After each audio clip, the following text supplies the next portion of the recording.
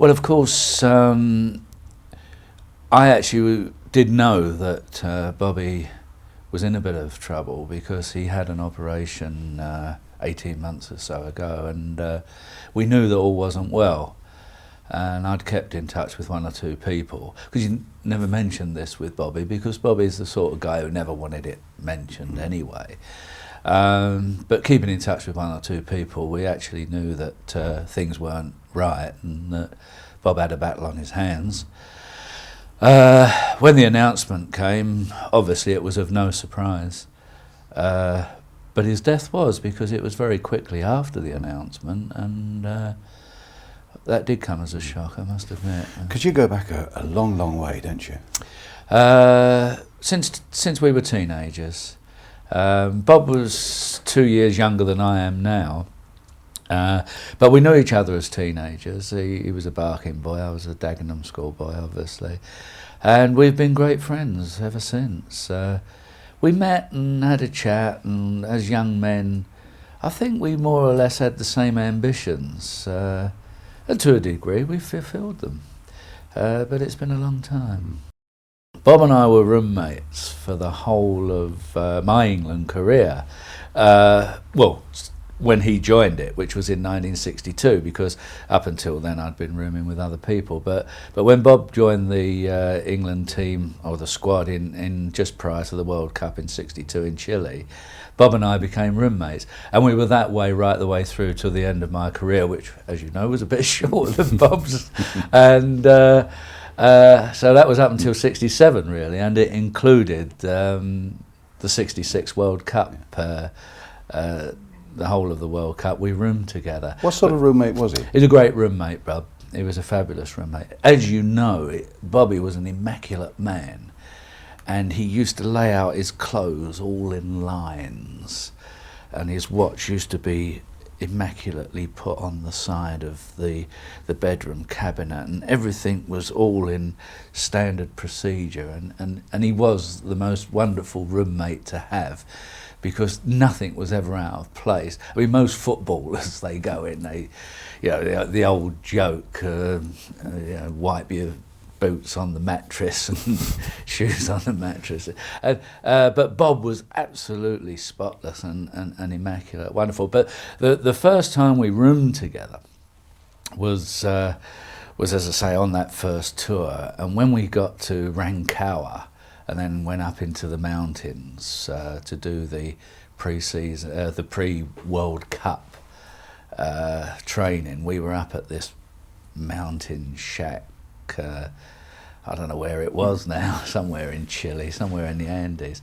And we literally had a month in this room virtually, and it was a corrugated iron roof, and it was a shack.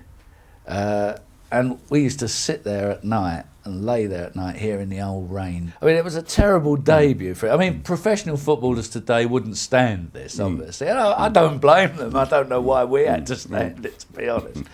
But we used to think, oh no, it's raining again, and this used to beat on this old corrugated iron. And we never ever thought we'd get home from that trip. And there was a big bond between us. I think we were united on that tour. We had to see each other through. We had to talk each other through. We were both young men. That's right. And we were very lonely.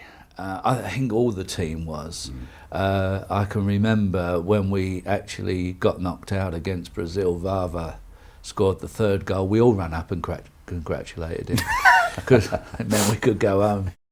This wonderful image that Bob portrayed, which was absolutely true. Everything that's been said about Bobby Moore since his death is absolutely true, with regards to football, with regards to the way he portrayed himself. And he was like that, he lived his life like that. But there was another side to Bob. He did have a wicked, if not evil, sense of humour, as we all know. I mean, many's the time when he's gone along the line of the England team introducing the players by the wrong name. You know, Ray Wilson would be George Cohen, and I'd be Roger Hunt, and Mooro would go, this is Roger Hunt, you know, and they'd all go, and they wouldn't know. I mean, this is the FA officials and dignitaries, and they wouldn't know. And Mooro, just straight-faced, you know.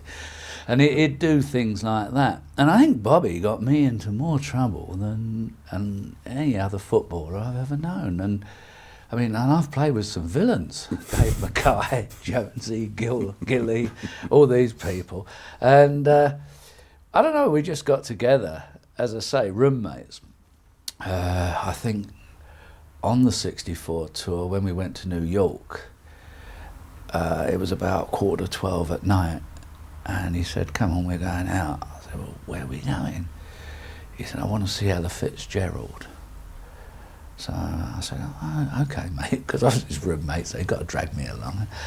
So Alf has put a curfew, Alf Ramsey's put a curfew on the lads going out.